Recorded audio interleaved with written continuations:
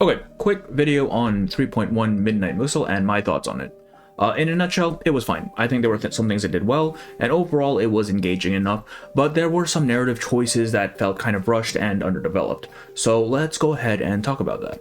I have had it with these monkey fighting vampires on this Monday to Friday train. So to start with, the side stories, Robuska and Corvus, I think they were solid. They're not the absolute best character stories I've read in this game, but they fulfill their job and they give insight on both characters. I do think Robuska had more emotional impact, but that's mainly just due to the fact that she is kind of the focal point of this entire event, which we will get to later. Overall, I can't really complain there. What I can complain about, however, is the anecdote. I will be honest, Necrologist's anecdote was a giant waste of potential. I have always maintained that anecdotes are some of the best written pieces of the game, and they're only really held back by their lack of voice acting compared to the main event. And this new format kind of throws all of that out the window, which I think is pretty disappointing. Now, do I think that it's purely a format issue? Not quite. I think that not having the visual component, even if it's usually just a still image, is a detriment, but it doesn't wholly account for my disappointment with the story. My main issue is that the story itself seems to have placed creating a cohesive character study on the back burner in order to give the player some, minute amount of agency, right? Instead of telling a compelling story about who Necrologist is and why, we are instead given some smattering of background and go on a wild goose chase so that we have an excuse to click a few times every couple of minutes, right? The gameplay, if you can call it that, is given the bulk of the spotlight, and in a way it's a similar style to a lot of other video games where the story is kind of just an excuse to get to the next game section rather than being the central focus, right? Necrologist didn't really have the same level of prose and exposition and narrative symbolism that a lot of the other anecdotes really like to play with, and I think that is a huge shame. So overall, this was probably the lowest point of the entire event for me, and I've heard through the grapevine that future anecdotes are going to basically be sharing this format, so personally the future in this regard seems quite grim. But enough about that, let's go ahead and move on to the main event. As I said, I think it was fine. It is a very Robuska-centric story, which isn't really new. A lot of events and even main stories tend to have a focus on the first banner unit and follow the story through that lens. I have heard some complaints about that, but personally, I don't really see an issue, right? Yeah, the second banner character could use a bit more screen time, but overall, I would rather have less screen time that's actually meaningful and relevant instead of shoehorning a character appearances in order to, fulfill a quota or something, right? 1.1. My main issue with the story is that Pyros doesn't really actually seem to matter, right? Yes, he is the bad guy, and yes, it's his fault that all of this stuff is happening, but narratively, he doesn't really fit into the story. As an antagonist, he shows up, 10-ish nodes in, so, halfway, and then fully turns heel about 15 nodes in, so the stakes aren't really fully revealed until about 3/4 into the story, and at that point, it just feels kind of tacked on. Prior to this, the main conflict was finding this vampire running loose on the train and uncovering the mysteries of the Danube Dawn, which it turns out was just a front for Corvus's refugee smuggling operation. And that could have been a fully robust story on its own, and we didn't even need to go into actual vampires. But instead we do, and it feels like the entire thing just, sort of turns on a dime around the midpoint of the story. The refugees, all of this build up towards them, it doesn't actually wind up mattering. Like, yes, they are there and they contribute a bit, but nothing about them is ever fully examined in detail, right? We get that small parallel between their plight and Robuska's, and then not much else after that. Instead, we had to bring in actual vampires, and I have to ask, what the purpose of doing that was. What does it serve?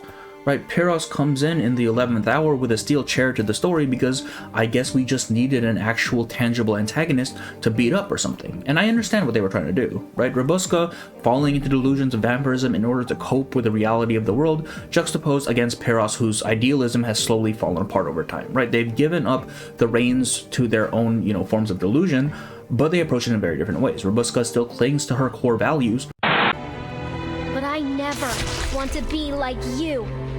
I may have red eyes and fangs, but I don't want to lie and manipulate to get what I want. While Pyros has basically rejected his humanity.